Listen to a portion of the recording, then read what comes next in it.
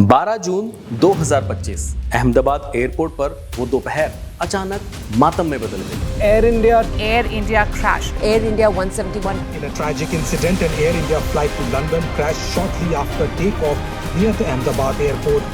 Air India की flight AI 171 Ahmedabad से London के गेटविक के लिए टेक ऑफ कर रही थी। टेक ऑफ के महज 36 सेकंड बाद प्लेन क्रैश हो जाता है। ये दुर्घटना भारत में अब तक की सबसे भयानक दुर्घटना में शुमार है। Air India crash. Air India 171 crashing. नमस्कार, मेरा नाम प्रदीप ठाकुर है। कई न्यूज़ चैनल में काम करने के बाद लगा कि कुछ ऐसा करना चाहिए जो खुद को अच्छा लगे, खुद के अंदर जो हुनर है उसको आजमाया जाए। तो आज इसी सोच को धरातल पर उतारकर मैंने अपने खुद के प्लेटफॉर्म की शुरुआत की। ये सफ़र आसान नहीं है, लेकिन अगर आपका सपोर्ट रहा और हौसला होगा तो आसमान में सुराग करना कौन सी बड़ी बात है। तो शुरू करते हैं आज के अपने मुद्दे यानी AI 171 हादसे पर। 12 जून 2025 दोपहर करीब 1:38 अहमदाबाद एयरपोर्ट पर एयर इंडिया का AI 171 लंदन जाने के लिए रनवे पर तैयार खड़ा था, जिसके बाद 1:38 पर प्लेन ने उड़ान भरी। करीब 650 फीट ऊंचाई पर जाने के बाद अचानक प्लेन नीचे की तरफ उतरने लगा। इस दौरान प्लेन का लैंडिंग गियर खुला ही रहा, लेकिन प्लेन की नोज ऊपर की ओर थी, मतलब कुछ तो गड़बड़ थी। कुछ देर बाद ATC को पायलट की तरफ से मेडे कॉल की गई। ये कॉल तब की जाती है जब प्लेन में कोई खतरा महसूस हो रहा हो। अचानक प्लेन नीचे की तरफ जाता है और एक मेडिकल कॉलेज की बिल्डिंग पर गिरकर क्रैश हो जाता है। विमान से आग की बड़ी बड़ी लपटें उड़ रही थी। विमान में 242 लोग सवार थे। इनमें से 169 भारतीय, 53 ब्रिटिश और 7 पुर्तगाल और 1 कनाडाई नागरिक समेत कुल 230 यात्री सवार थे। इनमें 130 पुरुष और 114 महिलाएं और 11 बच्चे और 2 नवजात शामिल थे। बाकी 12 क्रू मेंबर्स थे। हादसे में गुजरात के पूर्व मुख्यमंत्री विजय रूपाणी भी सवार थे। देखने से लग रहा था कि हादसे में किसी का भी बच पाना नामुमकिन है। फिर अचानक आग की लपटों से निकलकर एक शख्स आता हुआ दिखाई दिया। इस शख्स का नाम विश्वास कुमार रमेश है, जो उसी प्लेन में सवार था जो आग के गोले में तब्दील हो चुका था। इस हादसे में इकलौता बचने वाला व्यक्ति विश्वास कुमार रमेश ही है, जो मौत को चकमा देकर आया। बाकी के सभी लोग मौत के मुंह में समा गए। दरअसल विश्वास कुमार 11A नंबर सीट पर बैठा था और हादसे के वक्त एग्जिट गेट से बाहर छलांग लगाकर खुद को बचा लिया। इसके बाद इनके साथ इनके भाई भी उसी प्लेन में सवार थे, जिनकी इस हादसे में मौत हो गई। अब इस विमान को लेकर जो मैं समझ पा रहा हूँ कि विमान की नोज ऊपर की तरफ थी, मतलब इससे एक बात तो साफ है कि पायलट लगातार प्लेन को उड़ाने की कोशिश कर रहा था। लेकिन जरा प्लेन के विंग्स पर नजर डालिए।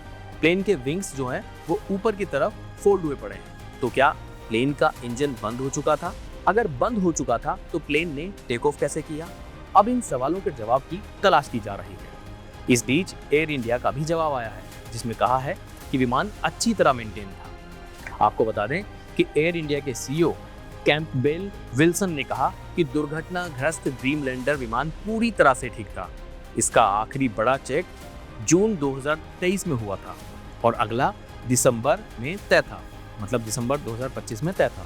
उन्होंने बताया कि दाएं इंजन की ओवर होल्डिंग भी मार्च 2025 में हुई थी और बाएं इंजन की अप्रैल 2025 में की गई थी। तो अगर विमान में कोई खराबी नहीं थी तो इस हादसे के पीछे कौन जिम्मेदार है?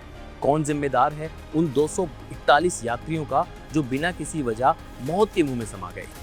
कौन जिम्मेदार है उन छोटे छोटे मासूम बच्चों का जिन्हें ये मालूम भी नहीं था कि अगली सुबह वो नहीं देख पाएंगे?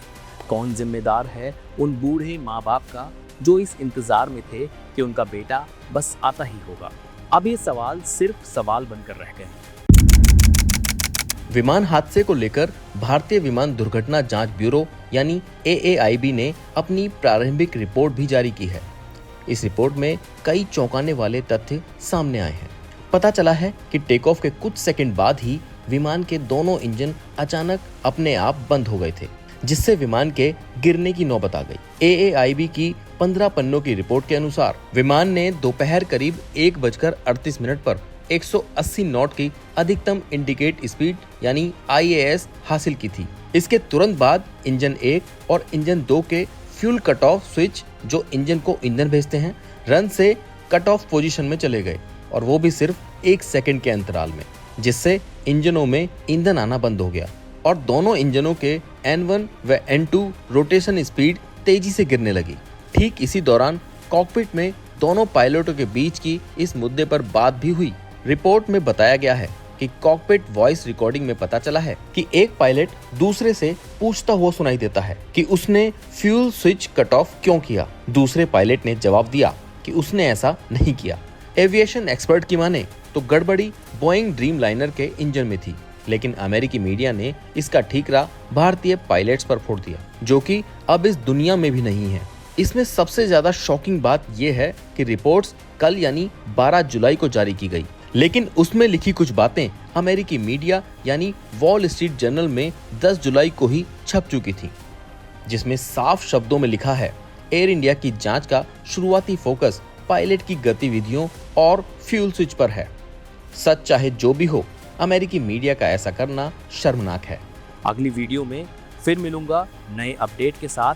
तब तक के लिए जय हिंद।